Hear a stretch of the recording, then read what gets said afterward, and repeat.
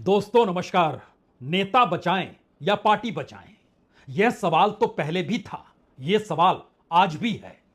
पहले इस सवाल पर गौर इसलिए नहीं किया गया क्योंकि नेता पार्टी को जिता रहा था और पार्टी जीत रही थी। जीतती हुई पार्टी का नेता सर आंखों पर होता है, राजनीतिक तौर पर भी और सामाजिक तौर पर भी।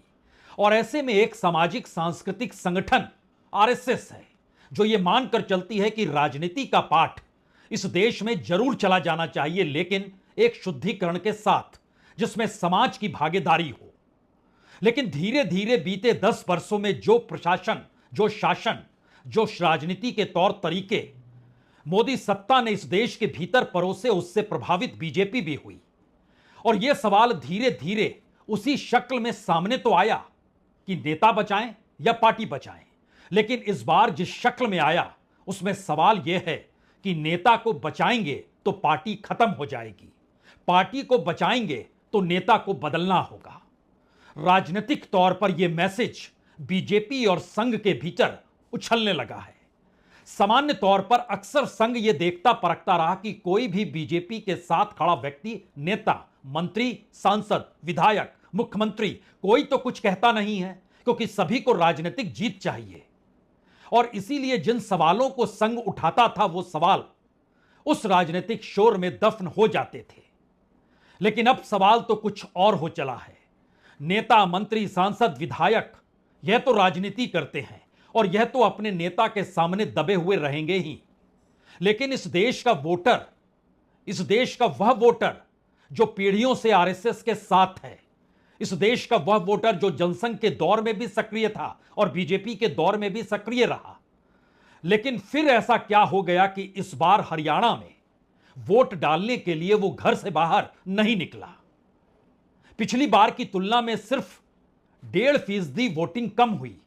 लेकिन बड़ा सवाल यह उठा, जो नए वोटर निकलकर कांग्रेस को छोड़कर बीजेपी के साथ आए, अगर पुराने वोटर जो बीजेपी के कट्टर वोटर रहे हैं वह निकल आते तो ऐसी स्थिति ना होती जो कि एग्जिट पोल में नजर आ गया और सार्वजनिक तौर पर सबके सामने उभर गया कि दरअसल स्वयंसेवक भी घर में ही रहा और इलाके दर इलाके, खास तौर से शहरी इलाकों में जो हालात हैं, जो परेशानी है, जो मुश्किल परिस्थितियां हैं, इनसे दो चार राजनीतिक सत्ता तो होती नहीं, लेकिन वोटर तो होता है और वोटर को उसी समाज में रहना है।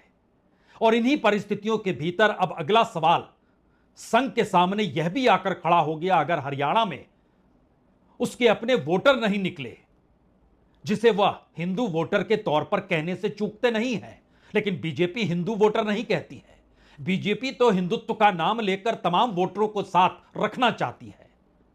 और यह सवाल अब महाराष्ट्र की दिशा में अगर बढ़ गया तो महाराष्ट्र में इतनी बुरी गत हो जाएगी, क्योंकि महाराष्ट्र की राजनीति में 2 दशकों या 3 दशकों के बाद बीजेपी चुनाव मैदान में अपने बूते होगी, शिवसेना को तोड़कर अपने बूते होगी, एनसीपी को तोड़कर अपने बूते होगी और टूटी हुई शिवसेना और टूटे हुए एनसीपी को साथ लेकर चल रही होगी। यह मनोविज्ञान वोटरों को रिझाएगा नहीं। और अगर महाराष्ट्र के भीतर स्वयंसेवक घर से नहीं निकलता है, जैसे हरियाणा में नहीं निकला, हरियाणा के भीतर गुरुग्राम का इलाका हो, फरीदाबाद का इलाका हो, यहां तक कि रोहतक का इलाका हो और सिरसा का इलाका हो, और बात अगर और आगे बढ़ाइएगा तो इस दायरे में झज्जर भी आएगा और इस दायरे के भीतर पानीपत भी आएगा, कुरुक्षेत्र भी आएगा। तो क्या कुरुक्षेत्र और क्या पानीपत, युद्ध की तमाम परिस्थितियां तो बीजेपी के भीतर है। और अगर वोटर इस शक्ल में बोलने लग जाए कि हम आपको वोट देंगे नहीं, और ऐसा नहीं है कि हम आपको वोट नहीं दे रहे हैं तो आपके विपक्ष में खड़े कांग्रेस को दे देंगे, जी नहीं, ऐसी परिस्थिति भी नहीं है। क्योंकि वोटरों के सामने जो कि बीजेपी के साथ हमेशा से रहा, उसके भीतर अभी भी यह सवाल है कि कांग्रेस हिंदू के खिलाफ है, इसीलिए वो वोट नहीं देंगे। उनके जहन में अभी भी सवाल है, क्या वाकई कर्नाटक में गणेश जी को शिक्षकों के पीछे रख दिया गया, यानी ताले लगा दिए गए, उनको वहां बंद कर दिया गया, जिन मूर्तियों को लेकर कार्यकर्ता सड़क पर उतरे थे। जिन सवालों के आश्रय आरएसएस का वोटर या बीजेपी का वोटर घूमड़ता है, उसमें कांग्रेस फिट बैठ नहीं रही, यह तो सही है। लेकिन अगर ऐसी परिस्थिति आ गई कि बीजेपी का अपना वोटर ही उसको साथ देने को तैयार नहीं, तब क्या होगा? यह एक ऐसा सवाल है जिस सवाल का जवाब संघ के पास नहीं है और उसे तय करना है, नेता या पार्टी। और अगर नेता को लेकर वैकल्पिक परिस्थितियों को देखना है तो एक दो नहीं, तीन चार सवाल इस वक्त बीजेपी के भीतर और आरएसएस के भीतर घुमड़ने लगे हैं। इन चार सवालों का जवाब बीजेपी के भीतर बैठे हुए वह लोग चाहते हैं जो रणनीति बनाते हैं, जो ताकत देते हैं कार्यकर्ताओं को, जो प्रोफेशनल वर्ल्ड में कहीं ना कहीं संघ से जुड़े रहे पुराने दौर में और इस दौर में वह तकनीकी युग से जुड़े हों या फिर आंकड़ों की दुनिया में अर्थशास्त्र को संभाल रहे हों। ऐसे लोगों की भी कतार है जो जान रहे हैं कि इस देश की अर्थव्यवस्था इस देश के लोगों के अनुकूल नहीं है, सवाल सिर्फ मिडिल क्लास का नहीं है। और इन परिस्थितियों के बीच भी अगर बीजेपी यह तिलिस्म खड़ा करती चली गई कि देख लीजिए हम जीत जाएंगे, और अगर हरियाणा ने संकेत दे दिए तो फिर महाराष्ट्र के संकेत तो बीजेपी के भीतर एक ऐसा बवाल खड़ा कर देंगे जिसमें संघ को सोचने का मौका ही नहीं मिलेगा कि नेता को बचाएं या पार्टी को बचाएं, क्योंकि जनता, उनके भीतर की जनता खुद ब खुद खड़ी हो जाएगी। शायद यही वो वजह है जहां पर पहली बार चार सवाल, सुन लीजिए इन चार सवालों को, उसके बाद बात आगे बढ़ाई जाएगी। पहला सवाल तो यही है, क्या बीजेपी के अध्यक्ष को लेकर अभी भी आरएसएस कहीं ऐसा तो नहीं सोच रहा है जो नाम मोदी और शाह की टीम देगी यानी सरकार देगी उसी नाम पर मुहर लगा देंगे? ऐसा बिल्कुल मत सोचिएगा। दूसरा सवाल, जिस तरीके से राज्यों के मुख्यमंत्रियों को बदला गया और इस तरीके से लाया गया कि वहां के जेन्युइन उम्मीदवार जो मुख्यमंत्री बन सकते थे, अगर आप किसी को हटा रहे हैं, चाहे वो वसुंधरा राजे हो, चाहे वह शिवराज सिंह चौहान हो।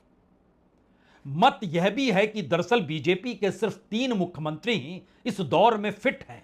उसमें एक उत्तर प्रदेश है, एक असम है और तीसरा उत्तराखंड है। इसके बाद कोई मुख्यमंत्री फिट नहीं। यहां तक कि महाराष्ट्र के डिप्टी सीएम फडणवीस ने भी बीजेपी का बंटाधार किया है। जिस राजनीतिक जमीन को बरसों बरस से सींचा गया, बड़ा किया गया, उसका भी बंटाधार हुआ है। तो बदलना तो इन सभी को होगा।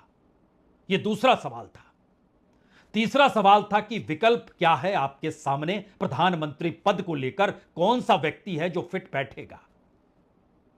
इस नाम की खोज तुरंत करनी शुरू कीजिए, अन्यथा बीजेपी अगर इस चेहरे के आसरे चलती चली जाएगी, और इस चेहरे को लेकर तो संघ ने पहले ही बकायदा मुखपत्र ऑर्गेनाइजर में लिखा कि 2024 के चुनाव से पहले लिखा कि यह चेहरा काम नहीं करेगा, तो फिर अभी तक इस चेहरे के आसरे क्यों टिके हुए हैं।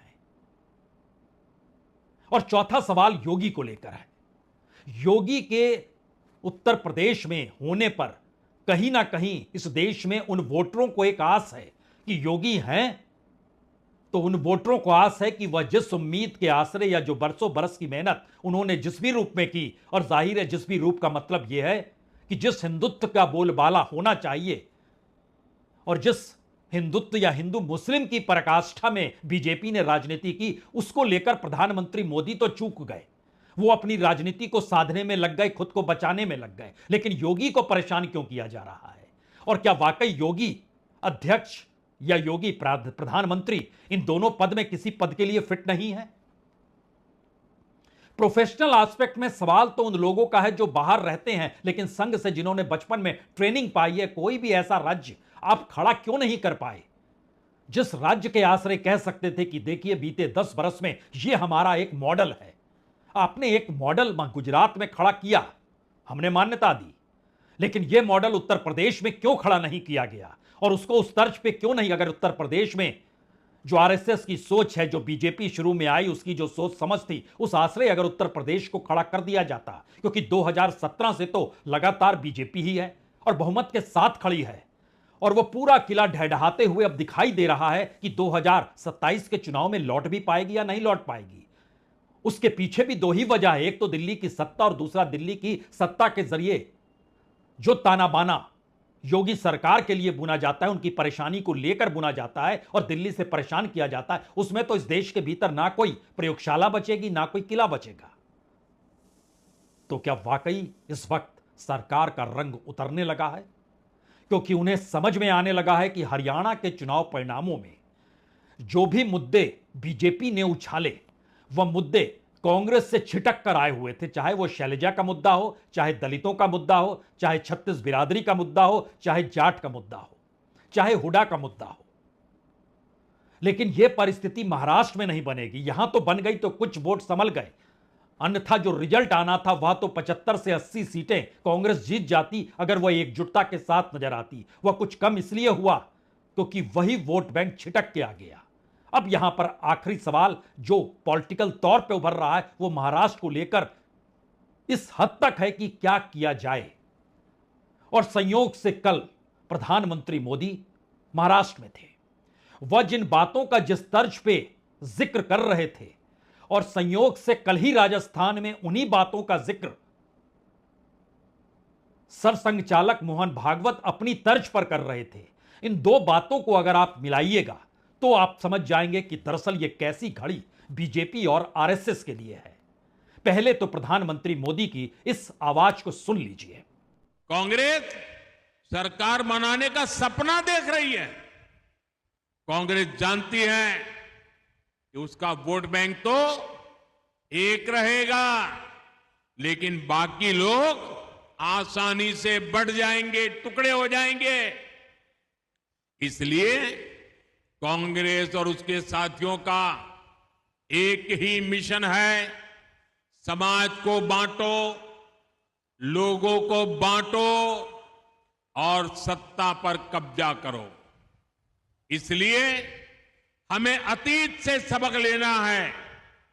हमें हमारी एकता को ही देश की ढाल बनाना है। हमें याद रखना है, अगर हम बटेंगे तो बांटने वाले महफिल सजाएंगे। ध्यान दीजिए, बीजेपी को कहें या प्रधानमंत्री मोदी को कहें, यह साफ समझ में आने लगा है कि इस देश के भीतर जो बहुसंख्य वोटर कल तक उनके साथ था वो अब उनसे छिटक चुका है। सवाल राजनीतिक तौर पर परिभाषित करने का है। तो प्रधानमंत्री नरेंद्र मोदी ने उसको नए तरीके से परिभाषित इस तरीके से किया कि कांग्रेस के पक्ष में उसका अपना वोट बैंक तो बना रहेगा, लेकिन बाकी वोट जो है वो अगर अलग अलग हिस्सों में बट जाएंगे तो फिर हम बट जाएंगे, हम खत्म हो जाएंगे और उनकी महफिल सज जाएगी। उनकी महफिल सजने मत दीजिए। राजनीतिक तौर पर यह परिस्थिति बटने, बांटने, जोड़ने और एकजुट होने की जब निकल कर आती है तो संकट गहरा है, क्योंकि भाषण कोई नेता नहीं, कोई सांसद नहीं, इस देश का प्रधानमंत्री दे रहा है। यह समझना होगा। और इस भाषण को जब आपने सुन लिया तो इसी वक्त कमोवेश राजस्थान के बारान नगर में सरसंघचालक मोहन भागवत स्वयंसेवकों को पाठ पढ़ा रहे हैं। उनके शब्द क्या होते हैं? वो कहते हैं, हिंदू समाज खुद को एकजुट करे। वहां ना बटने का ऐलान है, यहां एकजुट करने का जिक्र है। और एकजुट करने के लिए भाषा, जाति और क्षेत्रों के हिसाब से ना बटे। यानी जो सवाल जाति का उठ रहा है, जिसका जिक्र राहुल गांधी बार बार कर रहे हैं कि हम चाहते हैं कि जाति जनगणना होनी चाहिए, इस देश के भीतर में सामाजिक तौर पर एक्सरे होना चाहिए, और वहीं पर एक सामाजिक सांस्कृतिक संस्था जो खुद को कहती आरएसएस, वो अब कह रही है कि देखिए भाषा, जाति और क्षेत्र में ना बटे। वो कहते हैं कि सुरक्षा के लिए हिंदू समाज को एकजुट होना होगा। सिर्फ मैं या मेरा परिवार से काम नहीं चलेगा, समाज को जोड़ना होगा। और उसके बाद वो कहते हैं, भारत हिंदू राष्ट्र है। हम यहां प्राचीन काल से रह रहे हैं, हालांकि हिंदू शब्द बाद में आया। यहां रहने वाले भारत के सभी संप्रदायों के लिए हिंदू शब्द का प्रयोग किया जाता था। हिंदू सभी को अपना मानते थे और सभी को स्वीकार कहते थे, और हिंदू कहते थे कि हम सही हैं और आप भी अपनी जगह पर सही हैं। एकजुटता की यह खोज खुले तौर पर आरएसएस इस बात को कहने से चूकती नहीं है, जो सरसंघचालक मोहन भागवत कहते हैं कि आरएसएस का काम यांत्रिक नहीं है, टेक्नोलॉजी जैसा नहीं है, बल्कि विचारशील है। और इसीलिए संघ के लिए मूल्य जो होता है वह समूह में होता है, समूह के तौर पर होता है। फिर वो स्वयंसेवक तक जाता है, स्वयंसेवक के परिवार तक जाता है, और दुनिया के किसी भी दूसरे संगठन की तुलना में संघ कहीं ज्यादा सर्वोपरि है। आप इस दृष्टि से चीजों को देखिए। तो प्रधानमंत्री मोदी की कही हुई बात और दूसरी तरफ सरसंघचालक की कही हुई बात दरअसल उस मुश्किल लकीर पर दोनों चल रहे हैं, जहां पर अपने ही संघ के से निकले हुए प्रचारक की सत्ता को बचाएं, या इस देश के भीतर संघ के विचारों के आश्रय दोबारा से बीजेपी के लिए एक राजनीतिक जमीन तैयार करे, इस उहापोह की स्थिति में आरएसएस आज की तारीख में फंस गई है, क्योंकि उसके ठीक सामने कांग्रेस और राहुल गांधी जिन मुद्दों के आश्रय चल रही है, मुद्दे उन्हें परेशान कर रहे हैं, क्योंकि ये सामाजिक तौर पर इस देश के भीतर उन परिस्थितियों को पैदा करते हैं जिन परिस्थितियों से इस दौर में हर किसी ने आंखें मूंद ली थी। हम इसलिए कह रहे हैं कि इस देश के सार्वजनिक उपक्रमों को आजादी के बाद से नेहरू से लेकर मनमोहन सिंह के कालखंड तक देखिएगा तो हर किसी ने पब्लिक सेक्टर को बनाया है, लेकिन ऐसा क्या हो गया कि प्रधानमंत्री मोदी के काल में पब्लिक सेक्टर खत्म होने लगा। 2013-14 में पब्लिक सेक्टर में काम करने वालों की तादाद 17,30,000 थी और 2024 में उसमें काम करने वाले लोगों की तादाद 13,90,000 है। यानी ध्यान दीजिए, तकरीबन 4 लाख के लगभग इस दौर में काम करने वाले लोग खत्म हो गए, कम कर दिए गए और यह पब्लिक सेक्टर प्राइवेटाइज हो गए।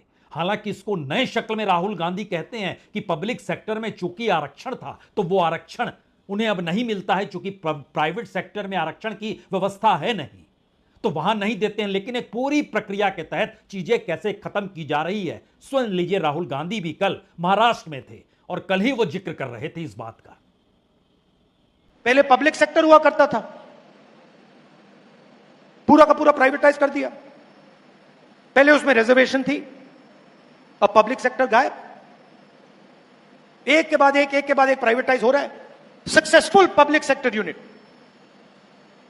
जो चल रहा है, प्राइवेट सेक्टर से कंपीट कर रहा है, पैसे बना रहा है, लोगों को रोजगार दे रहा है, वो प्राइवेटाइज हो रहे हैं। उसको प्राइवेटाइजेशन नहीं कहना चाहिए,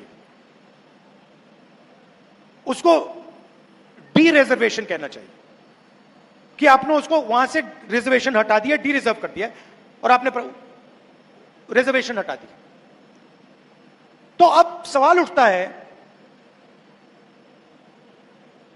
कि सालों से आरएसएस और बीजेपी ये काम कर रहे हैं।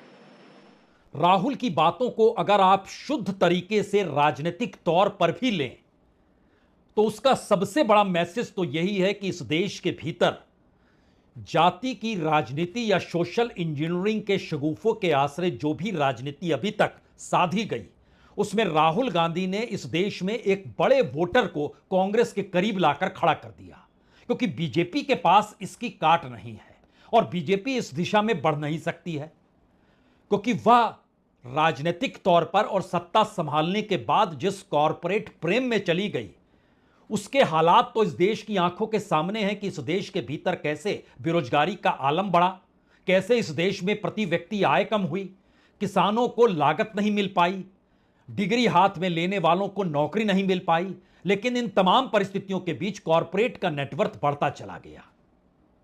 अब इस पूरी परिस्थिति में कैसे सेंध आरएसएस लगा सकती है, उसके लिए भी यह एक बड़ा सवाल है। राजनीतिक तौर पर वो ये मानकर चलती रही कि एक प्रचारक अगर नेता बनता है, सांसद बनता है, पार्लियामेंट जाता है तो वह संघ के विचारों को ही वहां पर रखेगा। लेकिन यहां तो प्रचारक प्रधानमंत्री बन गया और उसके बाद कॉरपोरेट प्रेम ने इस देश के भीतर इतनी बड़ी दीवार खड़ी कर दी कि दोबारा संघ संघ है ये बताने में उसको बार बार मुश्किल हो रही है और उन बातों का जिक्र कर रहे हैं जिन बातों का जिक्र गुरु गोलवलकर करते थे। अब समूह का जिक्र हो रहा है। जरा सोचिए, श्यामा प्रसाद मुखर्जी पहली बार जब गोलवलकर जी के पास पहुंचे कि पॉलिटिकल पार्टी बनानी है तो गोलवलकर ने मना कर दिया कि पार्टी समूह का काम होता है, यह एक व्यक्ति का काम नहीं होता है। तो वो कलकत्ता लौट के अपनी एक अलग पार्टी बना ली उन्होंने। फिर वापस जनसंघ को बनाने में एक सामूहिकता का बोध था, लेकिन इस दौर में सत्ता भी सामूहिकता भूल गई तो बचेगा क्या। और इस रंग के भीतर का सच क्या है? रंग के भीतर का सबसे अनूठा रंग या सबसे अनूठी त्रासदी यह है कि अब सरकार खुद को बचाने के लिए हर चीज पर पर्दा डालने को तैयार है। स्थितियां इतनी भयानक हो चुकी है कि पहली बार पार्लियामेंट की जो कमेटी बनती है, पब्लिक अकाउंट कमेटी पीएसी, उसने बुलावा भेजा सेबी के चेयरमैन को, माधवी पुरी बुच को भेजा कि आप आइए और जानकारी दीजिए जो आप पर आरोप लगे हैं, जो मैनिपुलेशन का खेल है, जो आपकी अपनी कंपनियों का जो पूरा खेल है, जो कॉन्फ्लिक्ट ऑफ इंटरेस्ट है, सफाई दीजिए। तो सफाई को देने वो आए या ना आए, उन्होंने कोई जवाब तो नहीं भेजा, लेकिन उसी पब्लिक अकाउंट कमेटी के बीच से बीजेपी के एक सांसद ने बकायदा स्पीकर को खत लिख डाला और कहा कि यह गलत काम है। और क्या शब्दों का इस्तेमाल किया, हमें लगता है पहले आज इसे सुनना चाहिए।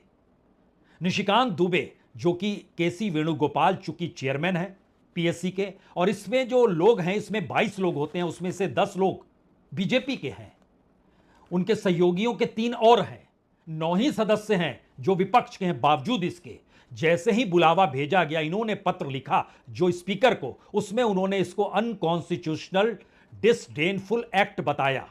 यानी उनका कहना है कि यह संवैधानिक प्रावधान के खिलाफ है, असंवैधानिक और घृणित कार्य किया है केसी वेणुगोपाल ने। और यह नियम कहता ही नहीं है कि उनको बुलाया जाए, क्योंकि ना तो सीएजी ने कोई रिपोर्ट दी है, ना केंद्र सरकार ने कहा है, तो आप बुला कैसे सकते हैं।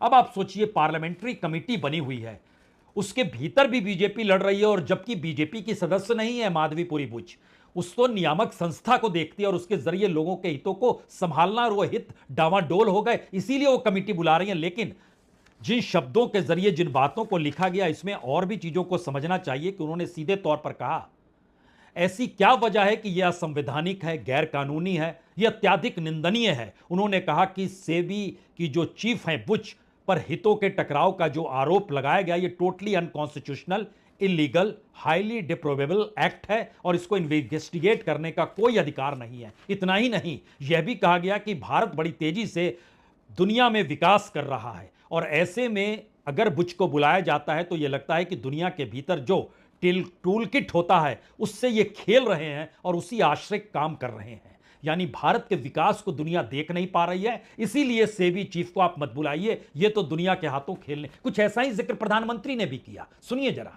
आज कांग्रेस के असली रंग खुलकर सामने आ गए हैं। कांग्रेस को अब अर्बन नक्सल का गैंग चला रहा है। पूरी दुनिया में जो लोग भारत को आगे बढ़ने से रोकना चाहते हैं, कांग्रेस अब खुलकर उनके साथ खड़ी है। तो प्रधानमंत्री को कांग्रेस का रंग तो दिखाई दे रहा है, लेकिन खुद उनकी अपनी सत्ता, उनकी अपनी सरकार और बीजेपी का रंग किस तरीके से इस वक्त उतर रहा है, और उस उतरते हुए रंग में नेता को बचाएं या पार्टी बचाएं, यह संघ अगर सोचने लगा है तो परेशानी अब 3 रास्तों पर संघ और बीजेपी दोनों को लाकर खड़ा कर चुकी है, और ये तीनों रास्ते मौजूदा वक्त में मोदी की सत्ता के खिलाफ हैं। सवाल यह नहीं कि मोदी की सरकार गिर जाएगी, बिल्कुल नहीं, यह सवाल नहीं है। सवाल यह है कि सरकार बनी रहे, चलती रहे, बीजेपी कैसे मजबूत हो, इस दिशा में जो विकल्प खोजा जाना चाहिए वो रास्ता कहां जाता है।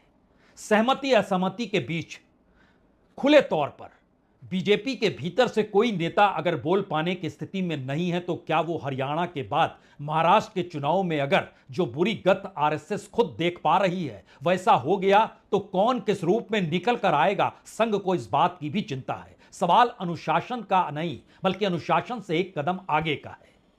अनुशासन का मतलब तो अपनी सत्ता के खिलाफ कोई आवाज नहीं उठाना है, लेकिन अनुशासन के आगे का सवाल कि अगर आवाज नहीं उठाई तो आने वाले वक्त में कुछ भी नहीं बचेगा, इसलिए आवाज उठाने की जरूरत है। और यह सवाल अब सरसंघचालक के भीतर भी समाया हुआ है, अलग अलग जगहों पर उनके वक्तव्य खुले तौर पर नजर आ रहे हैं। तो पहला रास्ता आरएसएस से निकलता है, वह किस तेजी से पहल करेगा जिससे महाराष्ट्र में कम से कम स्वयंसेवक और बीजेपी के कट्टर वोटर तो निकल आए। लेकिन मुश्किल यहां एक है, खुद संघ इस दौर में बीजेपी से रूठा हुआ और यह मैसेज नीचे तक जा चुका है। दूसरा सवाल, क्या वाकई बीजेपी के भीतर से उठने वाले सवाल, पहले खट्टर फिर सैनी, और जो हरियाणा की राजनीति को दिल्ली से चलाने की सोच थी, अब यह सवाल महाराष्ट्र के भीतर भी आएगा, जहां पर देवेंद्र फडणवीस की मौजूदगी ने बीजेपी का बंटाधार तोड़फोड़ के आश्रय कर दिया। लेकिन वह भी तो रिमोट पर दिल्ली से ही चल रहे थे। यह दूसरा सवाल। और तीसरा सवाल इन सबसे महत्वपूर्ण है, अगर हर सवाल का जवाब इस देश की राजनीतिक सत्ता संघ के प्रचारक से प्रधानमंत्री बने मोदी के कार्यशैली पर आकर टिक रहा है, तो रास्ता निकालेगा कौन और निकलेगा कैसे। प्रोटोकॉल कहता है कि खुद अपने तौर पर पहल उसी सत्ता को करनी चाहिए, संघ पहल राजनीतिक तौर पर नहीं करेगा। लेकिन दूसरी परिस्थिति कहती है कि संघ ऐसे हालात तो बना ही सकता है जहां खुद ब खुद बीजेपी के भीतर से सवाल बाकी उठाने लग जाएं? ये बाकी उठाएंगे कौन, और ये सवाल आपको महाराष्ट्र चुनाव से पहले दिखाई देगा या महाराष्ट्र चुनाव के परिणामों के बाद दिखाई देगा? खेल 3 से 5 महीने का है। तस्वीर सामने होगी, क्योंकि पहली बार रंग उतर रहा है। बहुत बहुत शुक्रिया, बहुत बहुत शुक्रिया।